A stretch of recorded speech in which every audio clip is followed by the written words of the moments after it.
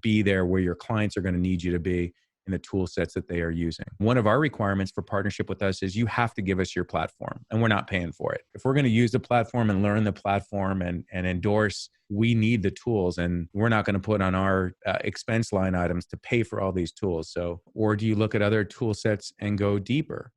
What if they get acquired? There's no business that ever comes the partner's way from those companies who start off with that pitch. It just doesn't work. Welcome to the Partner Programs Podcast. Here's your host, my dad. All right, David Lewis, welcome to the show. So this is called Partnered 2020. And it's the podcast where we interview experts like yourself on both sides of the partnership discussion. We like to hear from agencies as well as channel partner teams and channel partner experts. You are a very unique individual where you run a very large agency and you have a few decades of tremendous experience paving the way for new agencies. So I do want to talk a little bit about demand generation to start. That'll kind of tee up our conversation. But where this conversation is headed is partner agency enablement, how you can actually work closer with your agencies, what the agencies really want out of their partnerships.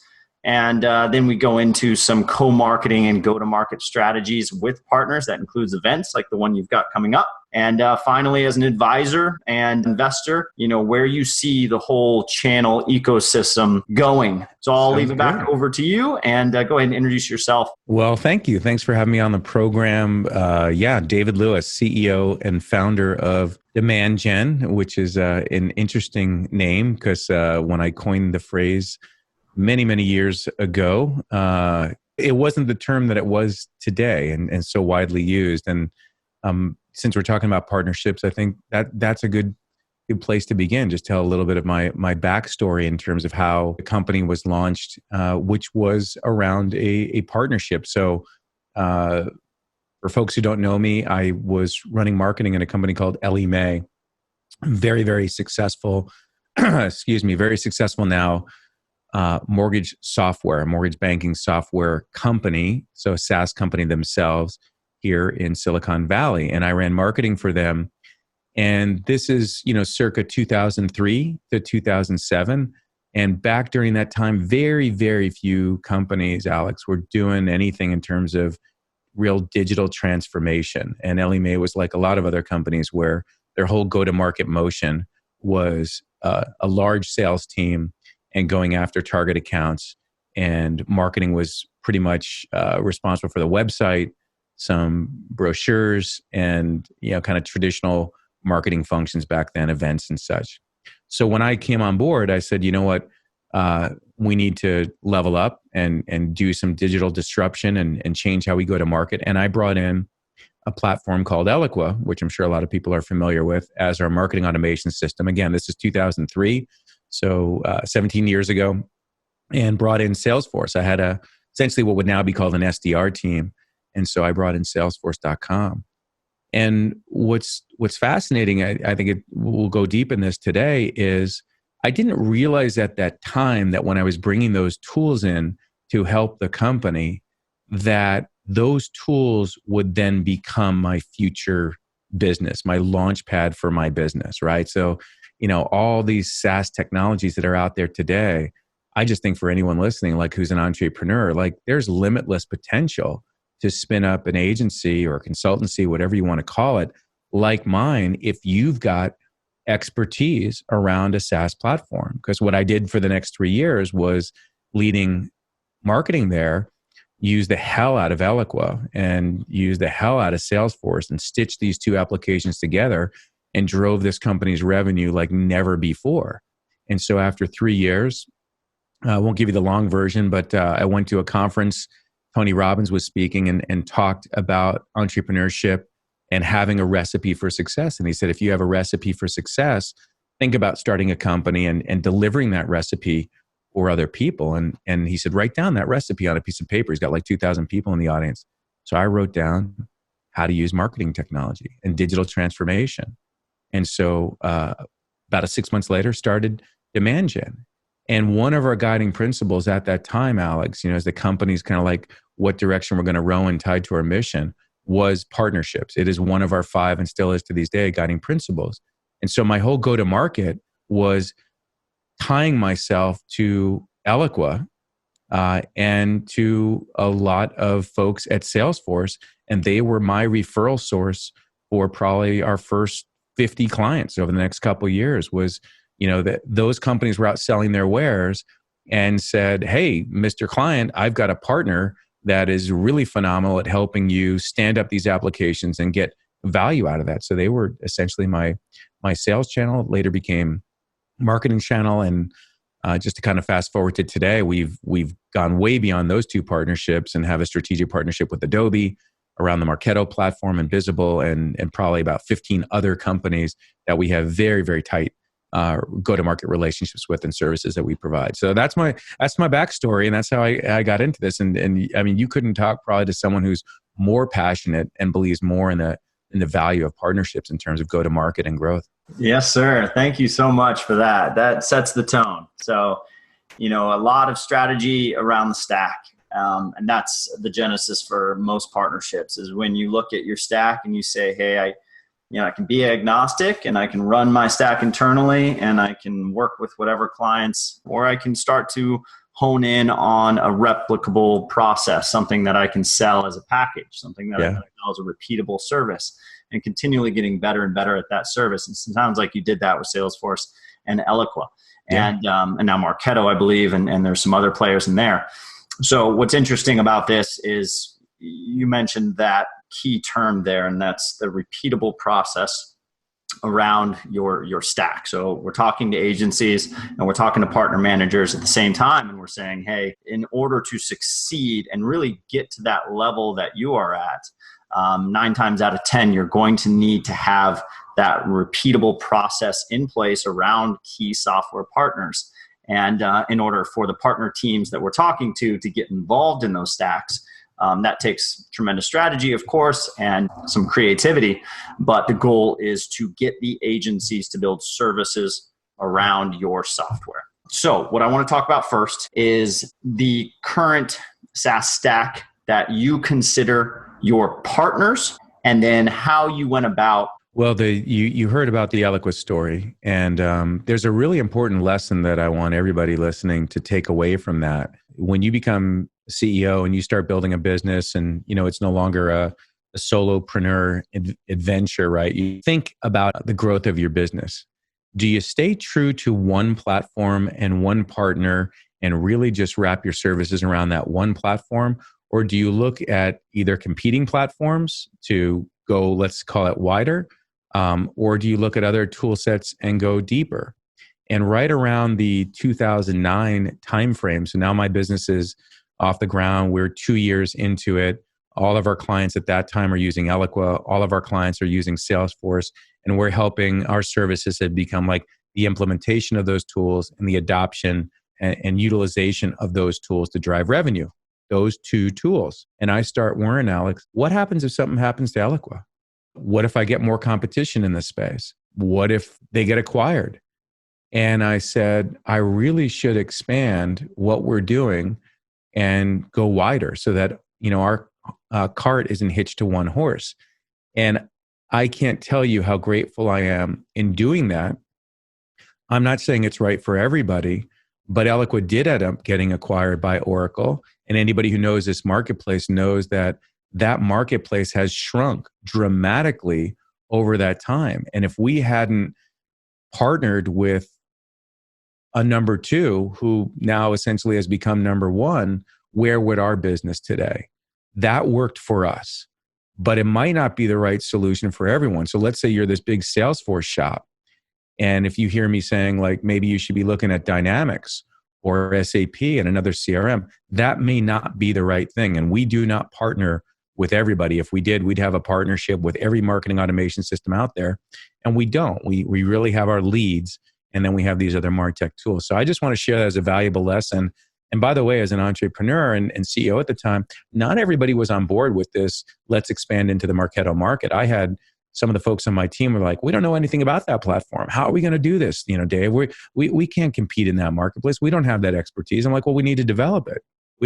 You didn't have the expertise on Eloqua when you got here, and look where you are today. And so it was. It's a great lesson about, do you pick up multiple partners? And then there was one more inflection point, Alex, was after we had several different marketing automation partners, we went and formed more MarTech partnerships.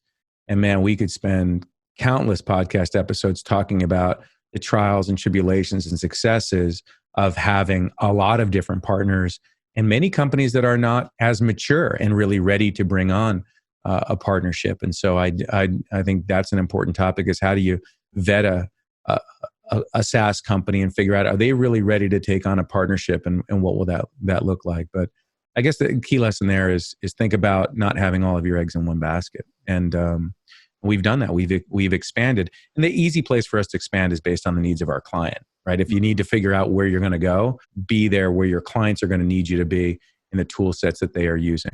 But also remember your core competencies. Yeah.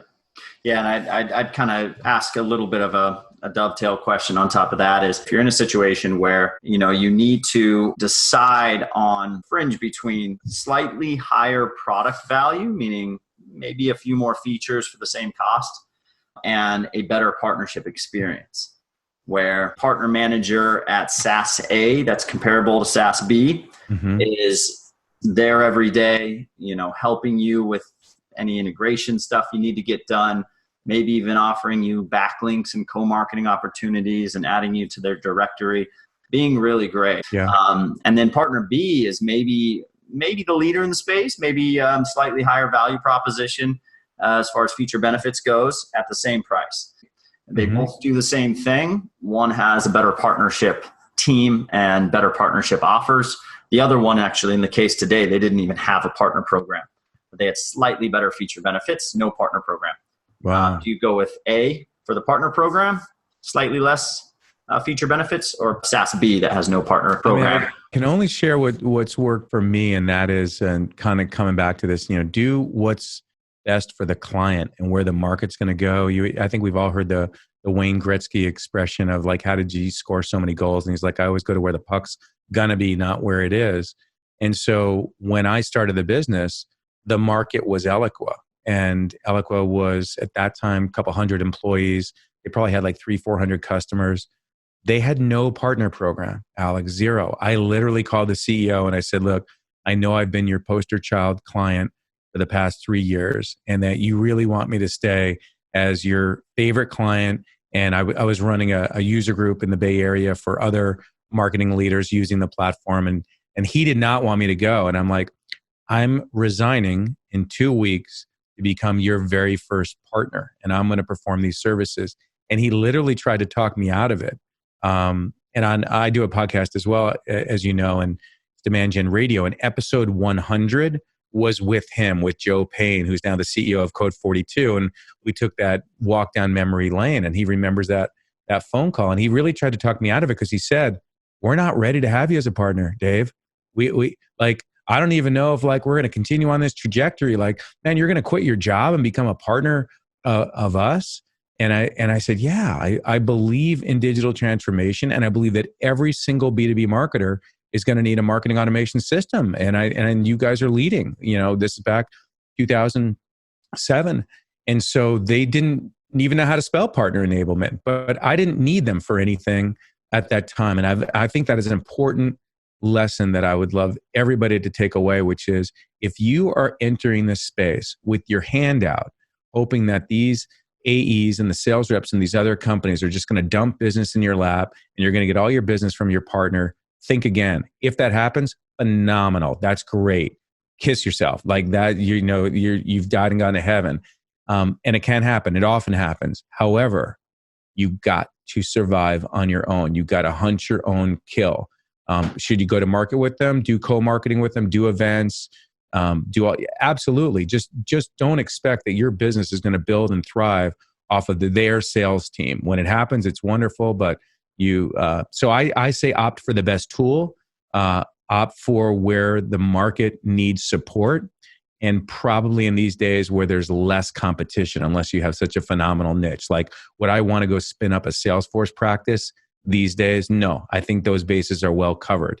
If I had a Salesforce practice, maybe in a specific niche, because I have subject matter expertise in automotive or some area that there's not a lot of partner expertise and subject matter expertise, maybe, but I'd find something less saturated. Key takeaway there is make sure that you're always thinking about product first, in the sense that where your clients need your product stack to be, your SaaS stack, they're going to lean on you to make sure they're getting the most value out of the dollar spent with your agency, which means go with the product that has the best feature benefits and is in a better position to grow with. Yeah. So I like that. Moving on to the next phase of that discussion. So now that we've chosen our stack and consider the opportunities, we're still dead set and double down on the stack that we have. Let's talk about what incentives truly matter that keep you involved in that software as a partner. So twofold there. It's, what incentives matter for you and your team on the support side, possibly on the product side, like we mentioned before our talk, the white label and the multi-account login, those kind of setups that you see that are right for agencies specifically. Sure. Yeah. Well, I'd like to use examples, and I started off kind of my origin story talking about our partnership with Eloqua, right? Who later became Oracle. But in these days, especially for the last year and a half, our strategic and flagship partner is Adobe. They acquired Marketo, and we had a decade-long partnership with Marketo that was very good. And that company went through its Accenture, and then went through IPO, and then became owned by private equity, and then was acquired by Adobe about a year and a half ago for almost $5 billion. So think about that. We're partnered with Marketo. I knew the founders, John Miller and Phil Fernandez. Interesting point. I actually invested in Marketo. So I don't know if that's a different podcast in all of itself, but I was so committed to the partnership there and wanted to be so attached that I personally invested in Marketo to stay very strategically connected and advise them on their go-to-market strategy and product. Anyway, story for another time. But Adobe is the best partner that I have ever worked with in my career. It starts with their culture. It starts with guys like Matt Thompson, who reports to their CEO. Matt and I met each other for the first time 8 years ago before they had acquired Marketo and formed a good relationship. And I've met everyone on his team, and just the culture there in terms of how they go to market with partners is phenomenal. So what do I mean by that? Like, we co-market with them on a regular basis. They have, let's call it MDF. They have a different name for it, but they have market development funds for their top tier partners. And we were their 2019 Marketo Partner of the Year. So that'll give you an idea of how much revenue we're driving to them and how much we matter to them. So we do a tremendous amount of go-to-market together. Just this morning, we're inviting CMOs at some of our top clients and bringing them to Adobe Summit. And those trips are all expense-paid trips for our clients. We do joint events together, whether that's sporting events, entertainment events. We do webinars, lunches, dinners. They do quite a bit of go-to-market together from a very win-win perspective. Do they pay referral fees? You bet. Do they, as I said, provide market development funds for very select partners that show that we can drive business? They do. But they also have people dedicated to partner management. They have people dedicated to partner training and enablement. You touched on that earlier. That's vital. I've got 80 people in my company that need to be ninjas with these systems. And so the fact that they'll provide us training and enablement and the platforms themselves so that we can use these tools and such, they are so committed to partnerships, and it is no wonder they have such a thriving ecosystem across the entire Adobe suite. So they're like, top tier. We've got other partners that if you want to talk about that, we do go-to-market motions together, such as we do the implementations of their tools. So these are SaaS companies that are very good at selling the software, but don't want to build a professional services arm. So they sub the implementations to us. And those are kind of like paid dates, and you're not going to get rich off of implementations. You got to do a lot of them for it to be a material amount of revenue, because most implementation. I mean, there are systems that have big implementation fees, but these are some lighter weight MarTech tools. And we do subcontract work for our partners. And like I said, those are paid dates. Those partners are less mature. They don't have as much training and enablement. So that's kind of more on our dime and our level of investment. You kind of have to weigh the pros and cons. Like, is the business really going to come? So is it worth you getting trained up and knowing how to do that stuff? So if we're talking to the SaaS companies that don't have the resources of a Marketo, they don't have the ability to create MDFs for their partners, those market development funds.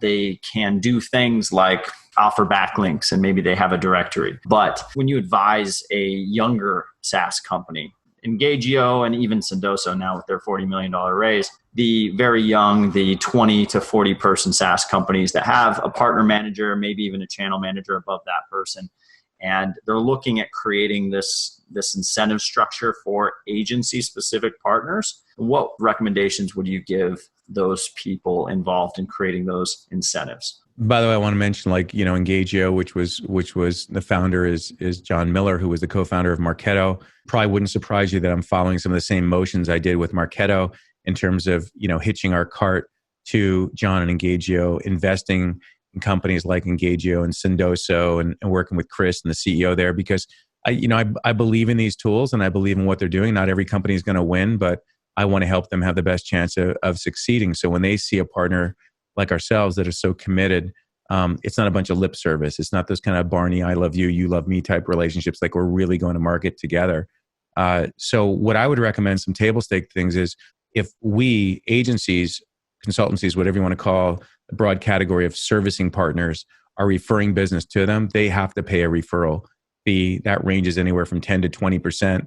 10% isn't really material. Once you get into 15, 20% range, then it's kind of show up on your P&L as nice income. But we turn all those dollars around to just grow the practice. We don't take those to the bottom line, and we use our referral fees as more fuel for our alliances efforts. And by the way, I want to make sure today, we have a phenomenal partner program. I think we run partnerships, again, like Adobe. I would say DemandGen from a partnership approach is top tier. And that's all credited to Anita. Anita Covelli is our VP of Alliances. And when you reached out on being on the podcast, as you remember, I said, you can get me on, but get Anita on as well, because she makes all the magic happen. All the strategy is hers. So she has a tremendous vetting process that she could probably write a book on it, or at least an ebook on how to identify partners and vet them and see if they're really ready for a relationship, something she's honed over time. So I look forward to you guys getting to know one another and maybe focusing on some of that content, because she'll tell the stories plenty of times about a partner who reaches out and says, hey, Anita, this is so-and-so over at such and such SaaS tool. And, we really don't want to build a professional services firm. And we see that you have a lot of clients, and we think that those clients would really get value from our tool. And it's like, yeah, what you're saying is you want to partner with us so that we recommend you into our install base. And you're saying you're not going to compete with us. Like, we hear that play all the time. And any SaaS company who sends that talk track, it's like, yeah, we know that talk track. It's like, you want us to bring you into your client base and paint this vision that you don't have a professional services firm and will work with us. And I can tell you 90 times out of 100,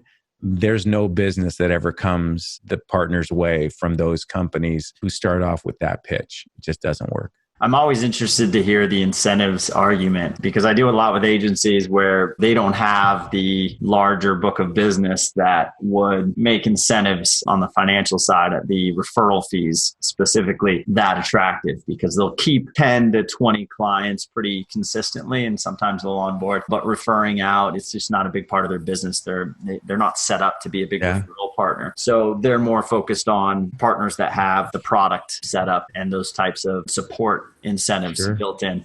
The ability to do co-marketing, and maybe it's dollar for dollar matching or something like that. But, do you have a partner person? Do you have someone who is responsible at that SaaS organization for managing partnerships? Are there more than that? Do you have training and enablement people? One of our requirements for partnership with us is you have to give us your platform, and we're not paying for it. If we're going to use the platform and learn the platform and endorse, we need the tools, and we're not going to put on our expense line items to pay for all these tools. So at least partners that are worthy of it. DemandGen has certainly got tremendous reputation in the marketplace, and pretty much in today's day and age, you'd call us an influencer. So if we're out talking about tools on the podcast, what's that worth to them? So we have been able to be successful in identifying the right partners when they identify us and them, and be able to get their tool sets, the training, and go to market. Otherwise, we're probably not going to partner with them. So let's just nip that in the bud real quick. In order for a new SaaS, it may check all the boxes on G2 Crowd, Capterra, Gartner. It's doing really well. The product is sound. They're young. They're untested in your agency, but you have heard of them. You know that they're coming up. They approach you. They give you a call. And they say, hey, David, we'd love it if you replaced whatever you're using for our use case. And they're not a CRM. They're not asking for you to rip out your CRM. But what do those typical calls look like? And what do you put back on them in order to and set you up in order to start testing? And what sort of expectations do you give them, and do you put on that call? Yeah, I may be a little unique here, Alex, because I'm a geek. Like I'm a marketing and technology geek trapped in a CEO's body. Like I have a 3D printer at home. I was an avid video gamer and built PCs as a kid. I can write code. I love technology. So I have a thirst or looking at new innovations and technologies. One of the reasons I do the podcast and are working on our video series is so that I can continue this exploration and discovery of the new and greatest tools.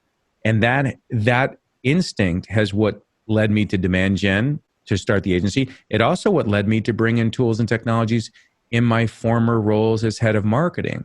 So I'm always on the quest to find the next shiny object, check it out, and either punt it or go further. Spend a fair amount of time doing that. My assistant, Mindy, will almost every morning have me say, hey, I was on LinkedIn this morning. I want you to set up a meeting and a demo with this tool and this tool and this tool. So I would say every week, I probably look at 2 to 3 marketing technologies, almost like a private equity company that I'm vetting and evaluating to see if one of these is going to be the next big thing within B2B digital transformation. It's a pinhole of a filter in terms of who gets through that, but I really like to stay on top of it. So that's what works for me. I'm always checking out stuff and looking at tools. And then if I really like, I've got a meeting next week with an AI tool for sales enablement and sales engagement. I met those guys online on LinkedIn, and they're out of Israel. And so we connected, and I looked at their online demo on their website, their 5-minute. It wasn't one of those animated demos. It was one that actually showed the product, which I prefer. And I'm like, okay, this is worth greater exploration. So I'll spend 30 minutes of my time and check it out. And if it's, something that I think like, wow, this is really relevant to our customers, I'll call up some of my favorite customers that are risk takers and early adopters and go, hey, Doug or Eric or Joe, Rob, I want you to check something out, man. I think I've discovered something that looks pretty interesting. They know that curiosity is what's making that call. It's not influencer. It's not, hey, I'm going to go get you these 5 accounts. I want the guys that I trust and respect that are practitioners out there to check this out and go, is this all that? Because it seems like it holds great promise. And then we might go down an exploration path together and try it out. And if it's the next great thing, then we'll introduce it to our clients. And that's how we formed a lot of early partnerships with SaaS companies that had 10, 20 clients. And now they have hundreds thanks to us and the work that we've done together. I cast a wide net looking at technology, but that net has a big filter on it in terms of what goes to the next round. And then folks like Anita and I, we're going to put them through a vetting process to determine if this shiny new toy is worth actually having a partnership with and looking at how strategic that partnership will be. So that's why it's very selective. Over 13 years of doing this, we have about 16 companies in the DemandGen Alliance, and almost like any 80-20 rule of those 16 partners, 80% of our success and efforts come from 20% of those partners. Do the math. You're talking like 3 to 4 really material partners, and everyone else who we do some level of co-marketing and amplification of each other in the marketplace. Ain't nothing wrong with that, but it's not necessarily direct revenue drivers with deal flow going between the 2 companies. I'll have to send some of our partners your way and see what you think about the value propositions that they're offering right now. We've got some really cool ones. We do our level of vetting. We're vetting more on the partner program side of thing, making sure they have great partner programs. But we do the first checkbox is the product. It's got to be in place. So I'll send you some ones. You mentioned sales enablement, so I've got some interesting ones. I'll pass them by you. Awesome. Yeah, we just did a deep dive with Sales Loft and Outreach in the past week. We brought about 8 people onto our team to do a pretty heavy vetting of their current tool sets and how that line up to some of the needs of our clients. So we're, like I said, sometimes it goes beyond me and I'll bring more people in and do some deep dives. Did you make a decision? Not yet. I mean, those platforms are used by our clients. The decision is, are we going to expand our services offerings around their tool sets? That was the question. And there's not yet a decision on that. Yeah. And both those have pretty similar integrations. So there's not going to be a big issue. They do. And like I said, to me, integrations is like the table stake stuff. Where it gets really sexy and fun is like, let's say all the sequencing that these tools have to do and the templates and the training and sales enablement for sales teams. There's a lot of services that need to be performed for someone to properly adopt and get value out of that. So it's, yes, integrate, but then optimize and gain adoption and then impact, and then start that process again, more optimization and more impact. Yeah, I'm very curious about that. That's a whole nother thing. But okay, so to put this discussion to rest and make sure everybody gets what they came here for, I do want to talk real quickly. When you choose a new partner, so we're past that. You've gone through the incentives, Sales Loft, Outreach. You've done your diligence and you've vetted with them, and you've come to a conclusion on which one you're going to partner with. I want to talk about now that you've made that decision, you need to do a couple things. You need to obviously work it into services. You need to, or maybe want to, announce it to your audience, your clients, as well as your prospects, the new partnership, the new services that you're building on top of that partnership. And then talk to me about how that whole funnel and that system and that process snowballs into events, both on their side and your side, as well as content. Can you just talk me through SOP for new partners and how that looks? Yeah. You brought up all the building blocks really well, which is, identify the right partnership opportunities, make sure that enablement is there, look at the financial arrangements to see if there's referral fees and how the partner will invest in your mutual growth. So now let's say you've selected your partner, you're enabled, and you're probably in the productization phase, which is, are you implementing a package at a certain price point that they are subcontracting to you? And if not, what is your offering? How much is it priced? What's the delivery? And are you the one that's marketing to the install base, or are you expecting that partner to bring that offering to their install base? And if so, what does that look like? So even this week, I've looked at a number of different go-to-market plans that Anita's put together with our partners that very down to the detail is the go-to-market plan. When is the press release going to be announced? What had to happen prior to that? When are the websites being updated? When are we training their sales team on these offerings and them training us on their offering? When are the customer success teams getting aligned? So depending on the extent of the partnership, everything from enablement down to the co-marketing plan, and then how are leads being passed and what's the cadence for those meetings? What kind of metrics are being established to know if the partnership is working? What goals and expectations are there? And then you go to market together and you start serving the clients. What's the closed loop to make sure that those clients are ecstatic and that the partner feels that you're leaning in enough and doing the work that was outlined and as well as expected, if not better. And then just keeping that flow going, building more momentum together, more enablement together, more clients together, and more services. And I'd say, pilot and perfect. Try not to go too wide, or you'll never get anything off the ground if you try to come up with like pretty large extent of services. We have one partner, no names mentioned, because I love the guys there, but boy, are they highly dysfunctional. And it's taken about a year of a lot of back and forth just to get in market together. But we were so committed to it because their platform solves a problem that every marketer on the planet struggles with. So we just made sure that we did not give up and help them get more mature. It's a really interesting one, Alex, because they were not ready to have partners at all, but had a phenomenal platform. And so we just said, fuck it. Like we've got to be, help them mature and grow and learn how to be a good partner. And it's taken about a year, but the fruits of that labor are paying off, which is cool. The SOP for onboarding new partners, as you become more mature as an agency like DemandGen, you start to have those processes in place because there's so much opportunity with new partners. you have the ability to co-sell with these partners because you're proven. If you're a partner manager listening to this and you're trying to sell into an agency like DemandGen, that is something you'll probably have to be ready with, is how are you going to open us up to your other users that are not agencies? How are we going to co-market and co-sell into those accounts together? And then when we have a new account that we're onboarding and we want to link them up and get them integrated, what additional levels of support are you going to offer? Get all those checked off, get all those on paper, get all those known from everybody involved. And then when you have that new partner, the go-to-market strategy, making sure that your clients as well as the team knows, as well as the audience out there knows about the new partnership. That depends on what it is and what the tool is and what the effect is. But making sure those services that you are going to build, especially with the outreach versus sales loft, I imagine there are some really instrumental services that you're planning on building on top of those tools. So making sure that your clients are aware of those new services. And, get ready to be jealous and don't sign any exclusives, right?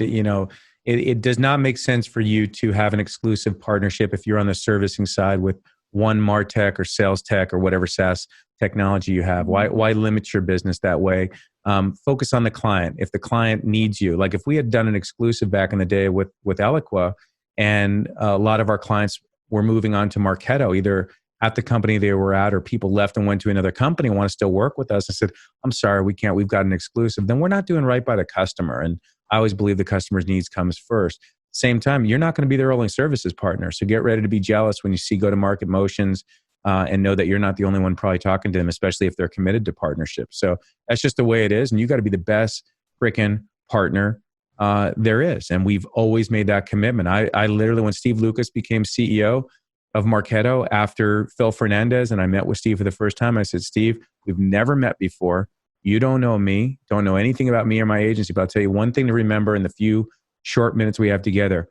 We will be your best partner, full stop. That's all I have to talk to you about. We'll spend some more time together another time. I met him at a conference. Sure enough, to the point where not only that year, but in the years to come that way. And, if you're going to make a promise like that, especially if you're the CEO of your agency, better live up to that. You know what? You're not the only one who's saying that to that person. So there's a fight for who's the favorite nation, right? So the smallest commodity we have is time. So if you waste a lot of time during the week trying to partner with too many people and are really inefficient, you're taken away from your business. So be smart about it. I love that. Now I'll end with this. One quick anecdote about the opposite side and the side that you were on, the position that you were in, when you first approached Eloqua, is that situation where you are a very tech savvy agency founder, and you may not be a strong referral partner right out of the gate.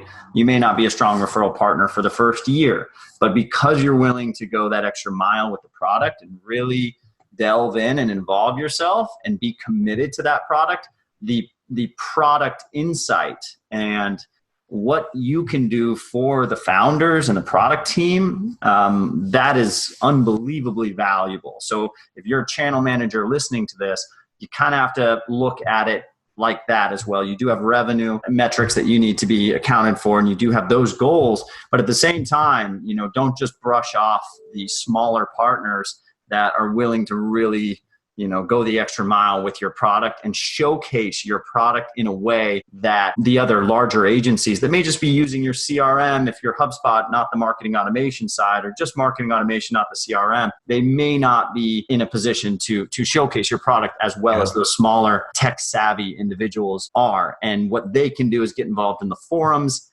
and they can influence the bigger agencies that look at them and say, I'm going to listen to him, because he's the one getting involved in the integrations and all of the in-depth work with this tool that I'm using. Don't discount them.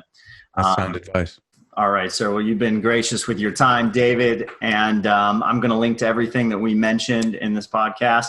And I'm going to hopefully see you in person at the B2B Engage. So if anyone listening, I'm going to publish this as soon as possible. Check out B2B Engage and see if you can meet us in Arizona. And anything left? Any call to action? Anything else? No, I hope people got value from this. Like I said, I'm going to make sure, Alex, you and Anita follow this up, and she can take this conversation even deeper, because I think her vetting process and expertise is is super sound. I'm really proud of her, and she crushed her number last year. And she's a real deal. She knows what she's doing, and she's been instrumental to our growth and our partners' growth.